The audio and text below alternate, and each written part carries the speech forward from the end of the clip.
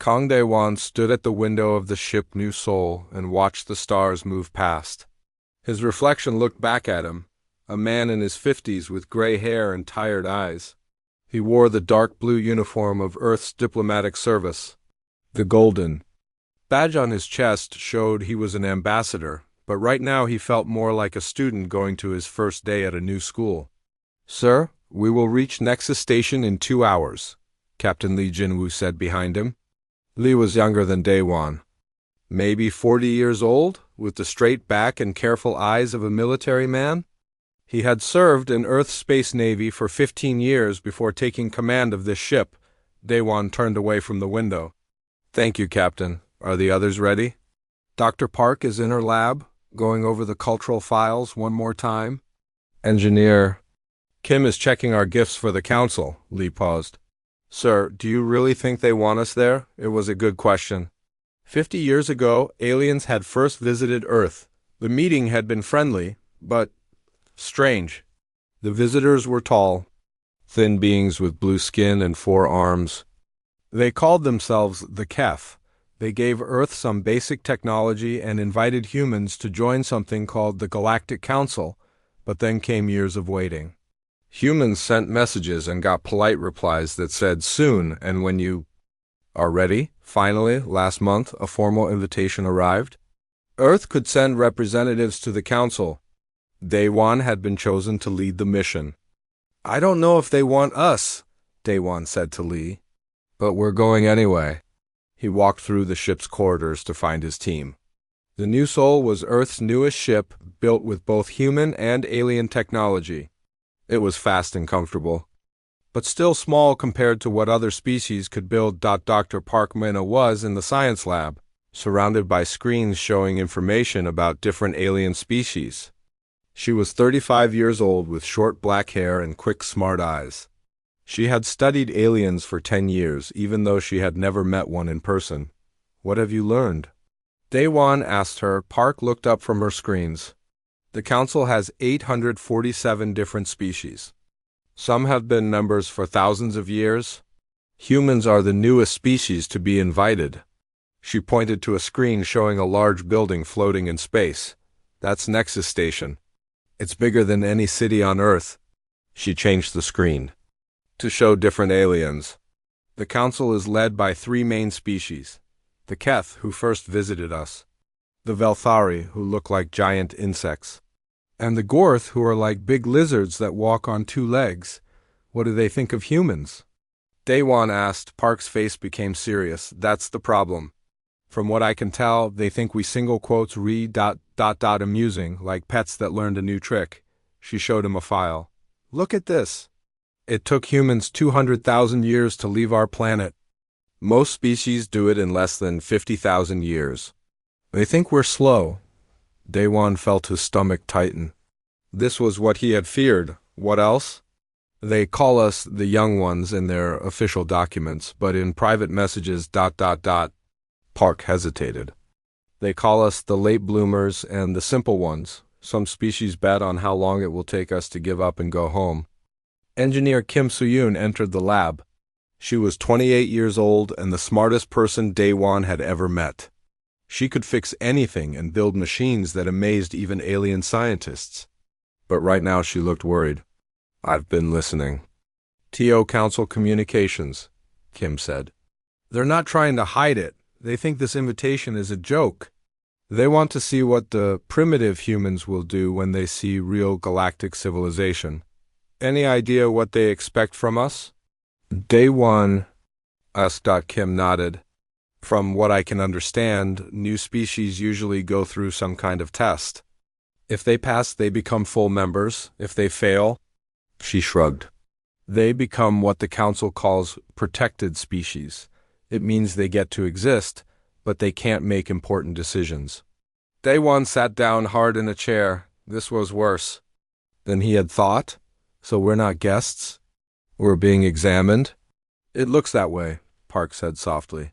Captain Lee's voice came over the ship's communication system. "All crew prepare for arrival at Nexus Station." Through the lab's window, Dae-won could see their destination. Nexus Station was huge, a metal and crystal structure that stretched for miles in every direction. Ships of all sizes moved around, like bees around a hive. Some ships were so large they could hold entire cities. Others were small and fast, darting between the bigger vessels. "How many aliens live there?" Daewon asked. "About 50 million, Park said. Representatives from every member species, plus their families and support staff." The new soul moved closer to the station. Daewon could see docking bays that could hold ships 10 times larger than theirs. Lights of different colors marked paths for incoming vessels. Everything was organized and efficient. "Incoming message from Nexus Station Control," Lee announced, a screen activated showing an alien face. It looked like a cross between a spider and a bird with multiple eyes and a beak-like mouth. When it spoke, a translation device changed its words into Korean. "Human vessel New Soul, you are cleared for docking at Bay 847. Please follow the yellow guide lights. Welcome to Nexus Station." The alien paused. "Try not to get lost." The screen went dark. Daewon noticed that the other team members had heard the same mocking tone in the alien's voice that he had. "Bay 847, Kim said. "I checked the station layout. That's in the smallest section, the one usually used for cargo ships and visitors who aren't staying long. And yellow lights are for ships that need extra guidance," Park added. "They're treating us like we can't navigate on our own." Daewon stood up and straightened his uniform. "Then we'll show them they're wrong. Remember, we represent all of humanity here. Whatever they think of us, we'll prove them wrong through our actions." The ship shook gently as it docked. Through the windows, Daewon could see aliens walking around the docking bay. Some stopped to stare at the human ship. A few pointed and seemed to be laughing. "Sir," Lee said over the communication system, "we're docked. Station representatives are here to meet you." Daewon looked at his team. Park was gathering her files. Kim was checking a device that would help them communicate with aliens. They looked nervous but determined. "Ready?" Daewon asked. They nodded. "Then let's go meet the Galactic Council. And let's show them that humans might be new to space, but we're not as simple as they think." The door of the new soul opened, and Daewon stepped into his first alien space station. Behind him came his team, ready to represent their entire species. None of them knew yet that they were about to change not just how aliens saw humans, but how the entire galaxy worked. The real test was about to begin. The docking bay was bigger than a football field. Aliens of different shapes and sizes moved around, loading and unloading cargo from ships. Some looked almost human, while others were so strange that Daewon had trouble figuring out which end was their head. 3 aliens waited for the human team. The first was a Keth, like the ones who had first visited Earth, tall and thin with blue skin and 4 arms. The second was clearly a Velthari. It looked like a giant praying mantis that walked upright. Its eyes were large and dark, and it clicked when it moved. The third alien was massive and green, with scales and sharp teeth. This had to be a Gorth. "Ambassador Daewon," the Keth said in perfect Korean through a translation device. "I am Coordinator Zek. Welcome to Nexus Station." The alien's tone was polite but cold, like a hotel clerk greeting an unwanted guest. "Thank you," Daewon replied. "This is Dr. Park Mina, our cultural specialist. Captain Lee Jinwoo, our security chief. And Engineer Kim Soo-yoon, our technical expert." The Velthari stepped forward. When it spoke, its voice sounded like grinding metal. "I am Council Prime Velthari. We have prepared quarters for your stay." It gestured toward a small doorway at the far end of the bay. "Follow the blue lights." As they walked, Daewon noticed other aliens stopping their work to stare. Some whispered to each other. A few took pictures with devices that looked nothing like human cameras. One alien, shaped like a walking tree, actually pointed and made a sound that the translator said meant, "How cute." Their quarters turned out to be 4 small rooms connected by a narrow hallway. The rooms were clean but basic, more like a cheap motel than diplomatic housing. Through the windows, they could see the busy life of the station continuing outside. "The council will meet with you tomorrow," Coordinator Zek said. Until then, you are free to explore the public areas of the station. Try not to wander into restricted zones, the alien paused.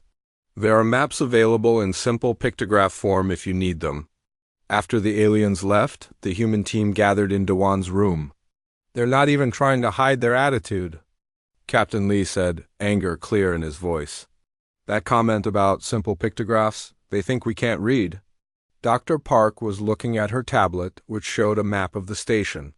Our quarters are in Section Z, I looked it up. That's where they put species who are under evaluation or temporary visitors, she pointed to the screen. Full council members get quarters in Sections A through F. Those rooms are 10 times larger than these. Engineer Kim was examining the walls and furniture. The technology here is at least 50 years ahead of what they gave us. Look at this. She showed them a wall panel that glowed softly. This is a quantum light matrix.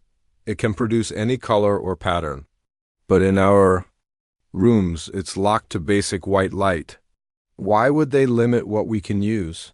Daewon asked. Because they don't trust us with their advanced technology, Kim said. It's like giving a child a toy computer while the adults use the real ones. Daewon sat down heavily. So we're not guests or even new members, we're test subjects? The next morning, Coordinator Zek returned to escort them to the council chamber. They walked through corridors filled with aliens of every shape and size. The architecture was beautiful, flowing curves and surfaces that seemed to change color as they passed. Art from hundreds of different worlds decorated the walls. Impressive, isn't it? Zek said, this station represents the finest achievements of galactic civilization. Your species will find it educational. The council chamber was enormous. Seats rose in tiers around a central speaking area like an ancient Roman theater, but 10 times larger. Representatives from hundreds of species filled the seats. At the highest level sat the 3 prime species, Keth, Velthari, and Gorth. The humans were led to a small section marked Observers. The seats were smaller than the others and positioned where they had to look up at everyone else. Council. Prime Velthari stood up. Its insect-like form towered over the chamber. When it spoke, its voice was amplified so everyone could hear. Fellow council members, today we welcome the newest species to request membership, the humans of Earth. There was polite applause, but Daewon could hear laughter mixed in. As is our tradition, the humans will undergo the 3 trials to prove their worthiness for council membership. Dr. Park grabbed Daewon's arm. Trials? There was nothing about trials in the invitation. Council Prime Velthari continued. The first trial tests technological understanding. The second tests strength and courage. The third tests wisdom and diplomacy. Many species have attempted these trials. Some have succeeded and joined us as equals. The alien paused dramatically. Others have learned their proper place in the galactic order. War Speaker Gorth, the massive reptilian alien, stood up next. These trials are not meant to be cruel. They are designed to show each species where they can best serve the galaxy. Even those who fail the trials find honored roles as protected species. Protected species, Dr. Park whispered to Daewon. That means servants. Velthari looked down at the humans. Ambassador Daewon, do you accept the 3 trials on behalf of your species? Daewon felt hundreds of alien eyes watching him. Around the chamber, he could see beings placing what looked like bets on the outcome. The message was clear. This was entertainment for them. The primitive humans were about to make fools of themselves, and everyone wanted to watch. But what choice did he have? If he refused, humanity would be dismissed from the council entirely. Earth would be left alone in space, cut off from galactic civilization. We accept, Daewon said, his voice carrying clearly through the chamber. There was more applause, and this time the laughter was louder. Velthari clicked with what might have been approval. Excellent. The first trial will begin tomorrow. You will be presented with a technical problem that has challenged our finest scientists for decades. If you solve it, you pass the first trial. The alien's large eyes focused on Kim. Your engineer will represent humanity in this test. Kim nodded, trying to look confident. The second trial will test combat ability. War Speaker Gorth announced. His voice was deep and threatening. Your warrior will face our champion in honorable battle. Victory means passing the second trial. Defeat means ... double quote. The alien showed his sharp teeth. Well, defeat, Captain Lee straightened his shoulders. I'll represent humanity. The third trial tests diplomatic skill, a Keth representative said. Ambassador Daewon will face a scenario that requires both wisdom and negotiation. Success means full membership in the council. Failure means accepting protected status. As the session ended, aliens began filing out of the chamber. Many stopped to look at the humans, talking among themselves. Daewon heard fragments of conversation through the translators. I give them 2 days before they give up. The engineer looks smart, but the technical trial is impossible. Has any species actually passed all 3 trials in the last century? Why? Are we wasting time with these primitives? Coordinator Zek approached them. Your first trial begins at dawn tomorrow. The station's research facility is in Section M. Don't be late. The alien paused. Oh, and there are no practice sessions. You get one chance, like everyone else. As they walked back to their quarters, Captain Lee spoke first. They're not trying to test us fairly. They want us to fail. The question is why, Dr. Park said. What do they gain from making us look foolish? Engineer Kim was quiet, thinking. Finally, she said, maybe it's not about what they gain. Maybe it's about what they're afraid to lose. What do you mean? Daewon asked. Kim stopped walking and looked at her teammates. Think about it. They've had this system for thousands of years. The same species at the top, everyone else below them. What happens if a species like us, one they consider primitive, actually passes their tests? What does that say about their system? Daewon began to understand. It would prove that being first doesn't mean being best, that their whole hierarchy might be wrong. Exactly, Kim said. They can't let us succeed because it would threaten everything they believe about themselves. Dr. Park looked worried. Then they'll do everything they can to make sure we fail. Probably. Daewon agreed. But that doesn't mean we will fail. We've faced impossible odds before.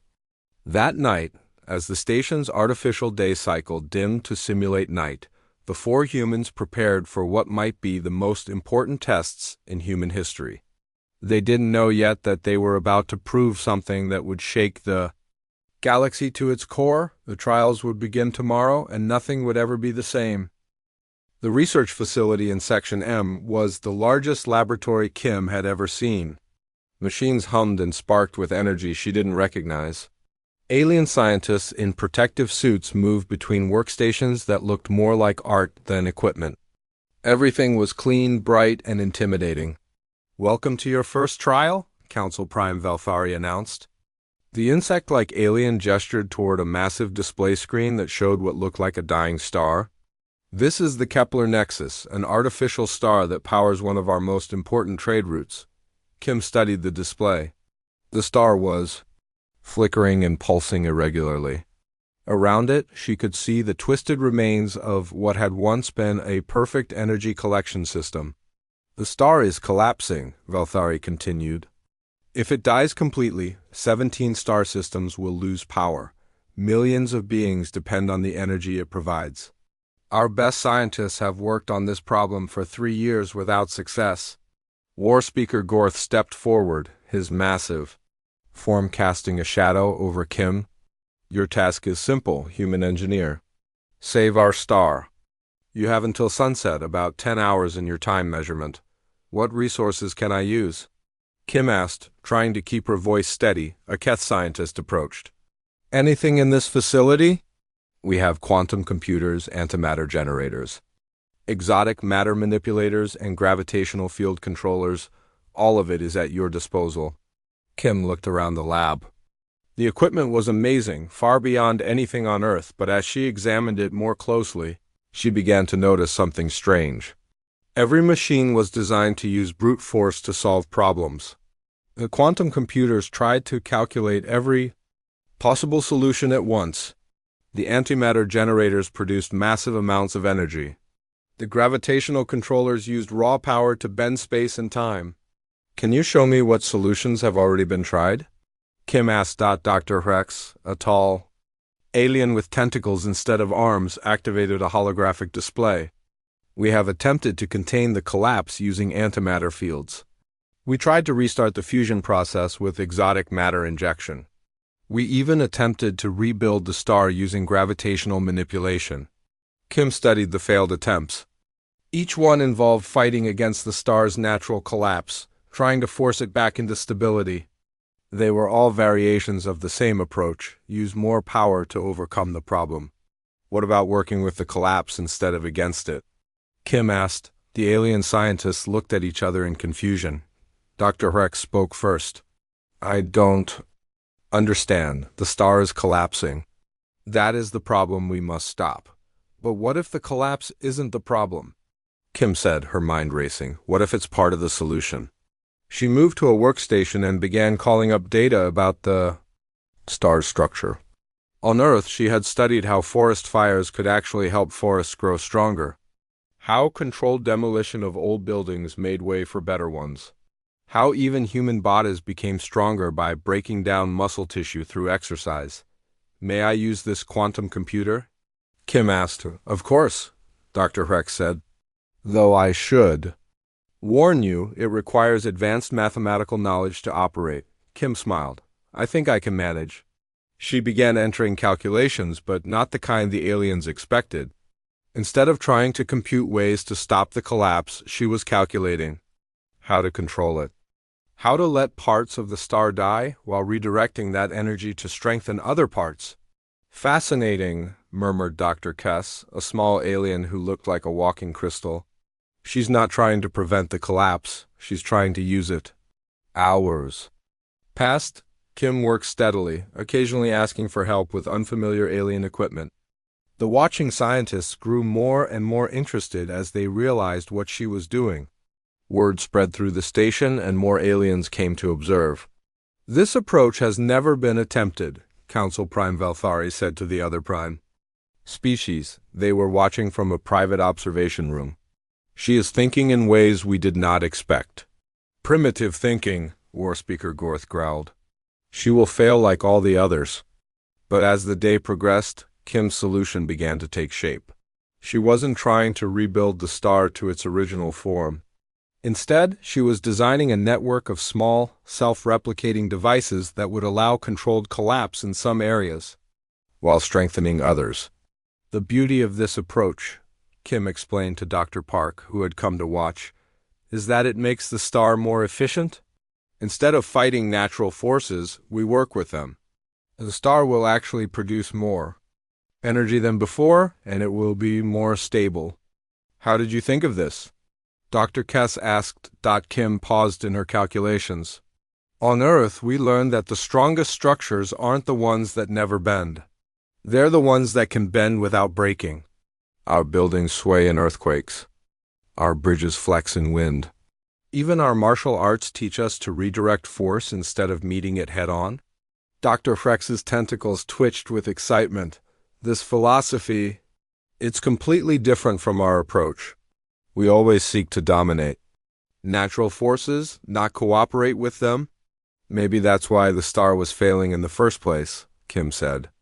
You built it to resist change instead of adapting to it. As the sun set over Nexus Station, Kim activated her solution. The display screen showed the Kepler Nexus star responding immediately, the dangerous fluctuations smoothed out. The energy output increased by 30%. The collection system, instead of being destroyed by the collapse, was strengthened by it. The laboratory fell silent. Then Dr. Kess began a high-pitched sound that Kim realized was applause. Other scientists joined in, each species showing approval in their own way. Council Prime Valthari's large eyes focused on Kim. Engineer Kim Soo-yoon, you have solved a problem that challenged us for years. Your approach was unexpected. Different doesn't mean wrong, Kim replied. Sometimes the best solution is the one nobody has tried yet. War Speaker Gorth looked less pleased. One trial does not make you our equals. The combat trial will be much more difficult. We'll see, Captain Lee said quietly. He had been watching everything with the careful attention of a military strategist. We'll see. That night, the human team gathered in their quarters to discuss what had happened. The news of Kim's success had spread throughout the station. Aliens who had ignored them before now watched them with curiosity instead of amusement. "The way you solved that problem," Dr. Park said to Kim. "It wasn't just different. It showed them a completely new way of thinking." "That's what worries them," Daewon realized. "If we can succeed by thinking differently, what does that say about their way of doing things?" Kim nodded. "I noticed something while I was working. Their technology is amazing, but it's all built on the same principle. Use enough force and you can solve any problem. They've never learned to work with natural processes instead of against them." "Do you think that's why no other species has passed all 3 trials?" Captain Lee asked. "Maybe," Dr. Park said. "If all the trials are designed around their way of thinking, then only species who think like them would pass." "But we don't think like them." Daewon looked out the window at the massive station surrounding them. "So we have a choice. We can try to think like they do and probably fail. Or we can think like humans and see what happens." "The combat trial is tomorrow," Lee said. "Their champion has never been defeated. He's killed representatives from 12 different species." "Then we can't fight him the way they expect," Kim said. "Just like I couldn't solve their engineering problem the way they expected," Lee smiled grimly. "I've been thinking about that. In human military history, the smaller force usually wins by changing the rules of engagement." "Just remember," Daewon said, "we're not just representing ourselves anymore. After today, the whole galaxy is watching to see what humans will do." Next, outside their window, the lights of Nexus Station twinkled like stars. Somewhere in those corridors, aliens were talking about the human engineer who had solved an impossible problem by thinking in an impossible way. Some were excited by the new possibilities. Others were worried about what it meant for their carefully ordered galaxy. The first trial was over, but Kim's success had raised the stakes for everything that followed. Tomorrow, Captain Lee would face a warrior who had never lost a battle. But thanks to Kim's example, Lee knew he didn't have to fight that battle the way everyone expected. The galaxy was about to learn that humans had more surprises to offer. The combat arena was built in the center of Nexus Station, where everyone could watch. Captain Lee stood at the entrance, looking at the massive circular space before him. The floor was made of some kind of metal that could change its properties. The ceiling was transparent, showing the stars beyond. Around the arena, thousands of aliens filled the viewing seats. "The arena can simulate any environment," War Speaker Gorth explained. His massive reptilian form towered over Lee. "Desert, ocean, jungle, even the vacuum of space. It will test every aspect of your combat ability." Lee nodded, trying to appear calm. Inside, his mind was racing through everything he knew about fighting. He had trained in Earth's military for 15 years. He knew martial arts, weapons combat, and tactical strategy, but he had never faced anything like what was waiting for him. "Behold your opponent," Gorth announced. A door opened on the far side of the arena. The being that walked out was the largest warrior Lee had ever seen. Korath, the undefeated, stood nearly 3 meters tall, with 4 arms and skin that looked like living armor. His race, the Vek, were known throughout the galaxy as the ultimate warriors. Korath had killed 12 opponents in these trials without being seriously wounded. "Captain Lee Jinwoo of Earth?" Gorth's voice boomed through the arena. "Meet Korath, the undefeated champion of the Council. You may use any weapon you choose. The battle ends when one fighter cannot continue." Lee looked at the weapons display. Swords that could cut through anything. Energy rifles that could blast holes in starship hulls. Gravity hammers that could crush stone. All designed for beings much larger and stronger than humans. Instead, Lee picked up 2 simple metal rods, each about the length of his forearm. The watching aliens murmured in confusion. "Are you sure?" Dr. Rex asked from the observation area. "Those are practice weapons."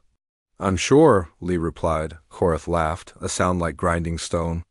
"The little human chooses sticks to fight the mightiest warrior in the galaxy. This will be quick." The arena's floor shifted and changed. Gravity fluctuated from normal to 3 times Earth normal and back again. The environment began cycling through different conditions: hot desert sand, then thick jungle growth, then the slippery surface of an icy moon. "Begin!" Gorth roared. Korath charged forward like a living tank, all 4 arms reaching for Lee. Every previous opponent had met this charge with their own attack, trying to match strength with strength. All had failed. Lee did something different. He moved sideways and down, sliding under Korath's charge while striking at the giant's knee with one of his rods. It was a precise hit to a nerve cluster that sent Korath stumbling. "Impossible!" Someone shouted from the viewing area, but Lee wasn't trying to overpower his opponent. He was using speed, precision, and the arena itself. As the gravity shifted, again, Lee adjusted his movements while Korath struggled to adapt. When the floor became slippery ice, Lee used the surface to slide away from attacks while Korath fought for balance.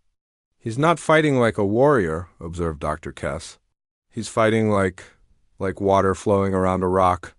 For 30 minutes, the battle continued. Korath grew more frustrated as his powerful attacks missed their target. Lee moved constantly, never staying in one place, never meeting force with force.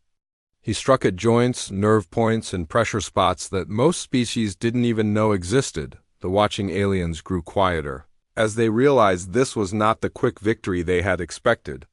Some began to cheer for the small human who refused to be caught. Then disaster struck.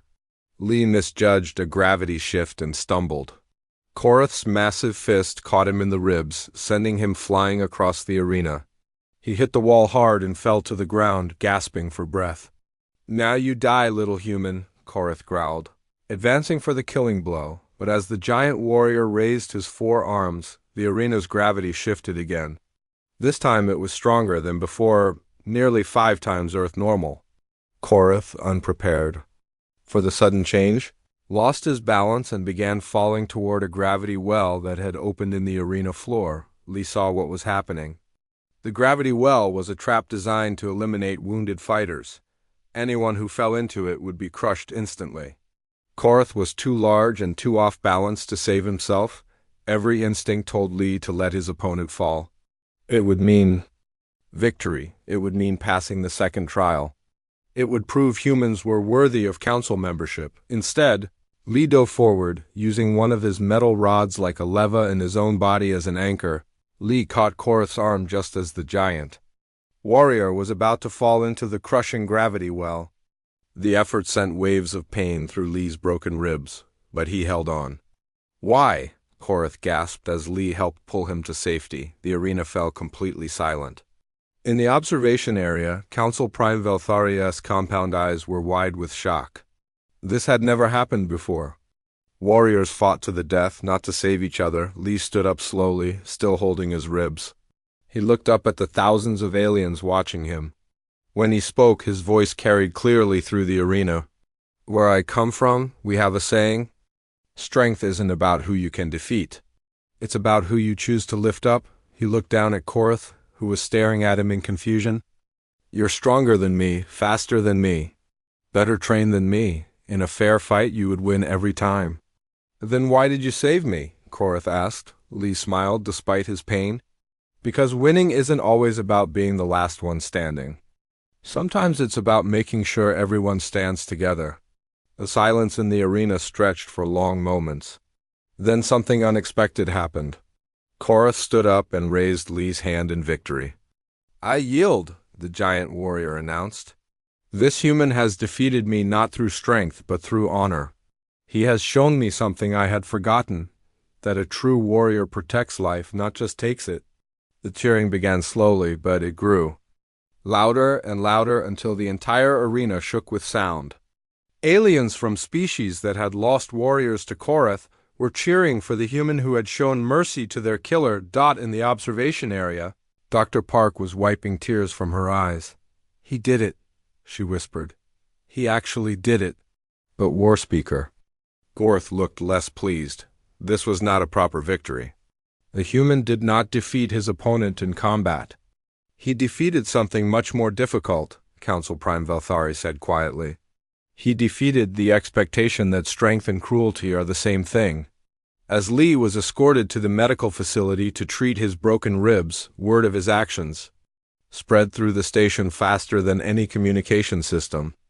The human who had saved his opponent's life. The warrior who won by showing mercy. That night, despite his injuries, Lee met with his teammates to discuss what had happened. "You changed the rules again," Kim observed. "Just like I did with the engineering problem. But this time, you changed something even more fundamental." "What do you mean?" Lee asked. Daewon answered. "You changed what it means to win. For thousands of years, their trials have been about defeating opponents. You showed them victory can mean saving them instead." Dr. Park was studying her tablet, which showed reactions from across the station. "Look at this. Representatives from dozens of species are requesting meetings with us. They want to know more about human philosophy and collaborative victory concepts." The council leaders don't look happy about it," Lee observed. "No, they don't," Daewon agreed, "which makes tomorrow's trial even more important. The diplomatic test is designed to be the hardest of all. And now they know we don't think like other species." Kim looked worried. "Will that make it easier or harder?" "Both," Daewon said. "They'll try to make the test impossible for someone who thinks like us. But they might not understand us well enough to succeed." Through their window, they could see aliens walking through the station's corridors in small groups, deep in conversation. The news of Lee's victory had sparked discussions about the nature of strength, about the purpose of conflict, about whether the old ways were the only ways. "Whatever happens tomorrow," Lee said, "we've already changed something important. The galaxy is talking about ideas they've never considered before. The question is," Dr. Park said, "will that be enough to pass the final trial?" Outside, the stars continued their ancient dance, unaware that a small group of humans was about to challenge the fundamental principles that had governed galactic civilization for thousands of years. The final trial awaited, and with it the answer to whether humanity would be accepted as equals or dismissed as dangerous revolutionaries. The council chamber was more crowded than it had ever been. Word of the human trials had spread across the galaxy, and representatives from distant worlds had traveled to Nexus Station to witness the final test. Ambassador Daewon sat in the center of the speaking area, surrounded by holographic displays that showed a star system in chaos. "This is the Kepler Sector Crisis," Council Prime Velthari announced, its insect-like form towering over the chamber. 3 allied species, the Mordic, the Zilani, and the Queth, went to war over mining rights to rare crystals. The conflict has lasted 50 years and destroyed 12 planets. The holographic display showed the devastation, dead worlds, refugee fleets, military forces locked in endless battle. Daewon studied the information, his heart heavy at the suffering he saw. "This scenario has been used as a diplomatic test for 200 years, War Speaker Gorth added, his massive reptilian form looming in the shadows. "Every species that has attempted it has chosen sides and escalated the conflict. None have found a solution that satisfies all parties." A Keth representative stepped forward. "Your task, Ambassador Daewon, is to end this crisis using only diplomacy. You have 6 hours to present a solution that all 3 species will accept. Success means humanity gains full council membership. Failure." The alien paused dramatically. "Failure means humanity accepts protected status as a client species." Daewon stood up slowly. Around the chamber, hundreds of alien eyes watched him. In the observer section, he could see his teammates, Kim still showing the effects of her exhausting technical trial, Lee with his ribs wrapped from the combat arena, Dr. Park frantically taking notes on everything she observed. "Before I begin," Daewon said, "I have a question." Veltharia's compound eyes focused on him. "Speak. Is this a simulation or is the crisis real?" The question sent a ripple of surprise through the chamber. Council representatives looked at each other in confusion. "Of course it's a simulation," War Speaker Gorth growled. "We would not involve real suffering in a diplomatic test." Daewon walked to the nearest holographic display and studied it carefully, Then he moved to another display, and another. His expression grew more serious with each one he examined. "Dr. Park," he called out, "please join me." Park hurried down from the observer section. For the next hour, she and Daewon studied the displays, occasionally whispering to each other. The watching aliens grew restless. "What are you doing?" Velthari demanded. "You are supposed to be developing a diplomatic solution." Daewon turned to face the council. When he spoke, his voice carried clearly through the chamber. "I've been studying your data very carefully, the orbital mechanics, the refugee movement, patterns, the supply line logistics, the communication timestamps." He paused, looking directly at the 3' species. "This isn't a simulation. This is happening right now." The chamber erupted in shocked voices. Velthari's form seemed to shrink slightly. That's not relevant to the test, isn't it?" Daewon's voice rose above the noise. "You've been using real suffering, real death, as entertainment for your diplomatic trials. While you place bets on how new species will handle this scenario, actual people are dying in the Kepler sector." War Speaker Gorth stood up angrily. "The crisis has existed for decades. It cannot be solved. We use it as a test because it demonstrates the impossibility of certain diplomatic situations. Or maybe," Daewon said quietly, "you use it as a test because you've given up trying to actually solve it." The chamber fell silent. This was not how the trial was supposed to go. Test subjects were meant to choose sides, propose military solutions, or attempt traditional diplomatic negotiations. No one had ever questioned the nature of the test itself. "The normal approach would be for me to pick one of the 3 species and try to build a coalition," Daewon continued. "That's what everyone else has done. But that approach assumes the problem is about who deserves to win." He gestured to the holographic displays. "But what if the problem isn't about winning? What if it's about the fact that you've been treating symptoms instead of causes?" Dr. Park stepped forward. "We studied the original mining agreements.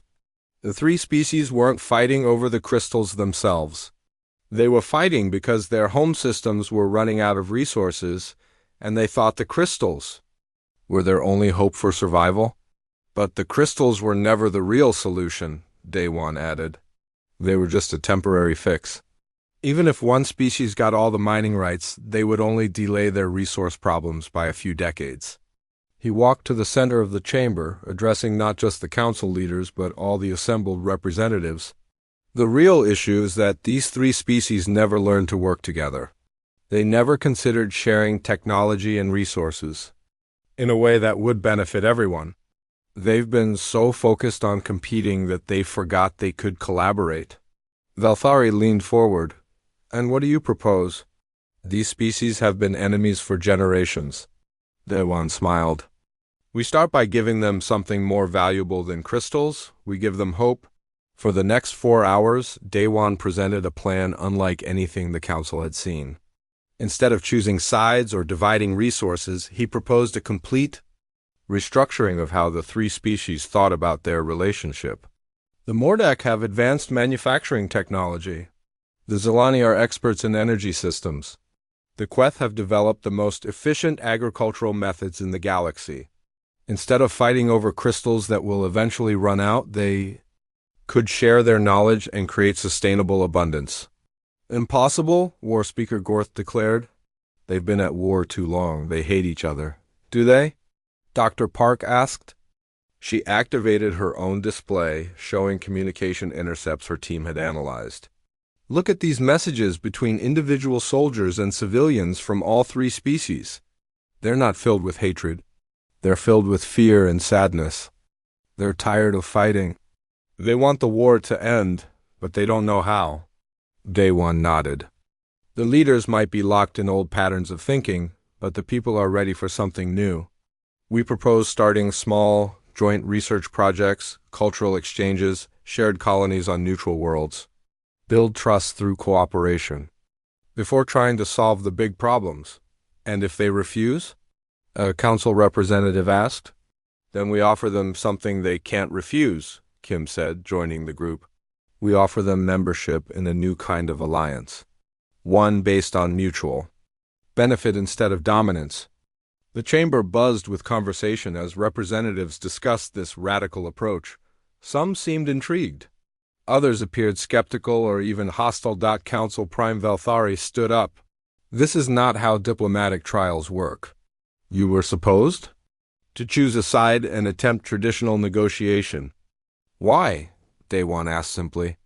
Because that's how it's always been done. Your traditional approach has failed for 50 years. Maybe it's time to try something different. War Speaker Gorth's voice was threatening. You are here to prove you can. Think like us, not to change how we think. But what if thinking like you is the problem? Dr. Park said boldly.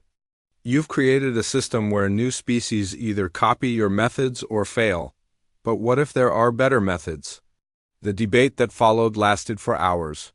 Representatives argued about tradition versus innovation, about the nature of diplomacy, about whether the Council's way was the only way. Some species that had been silent for centuries began speaking up, sharing their own ideas for solving galactic problems. Finally, Velthari called for order. Enough, Ambassador Daewon, you have not provided a traditional diplomatic solution. By our standards, you have failed the trial. Daewon nodded calmly. By your standards, yes. But your standards created the crisis in the first place. However, Velthari continued, and the chamber fell silent, you have done something else. You have shown us that our standards might need to change. The Keth representative stepped forward.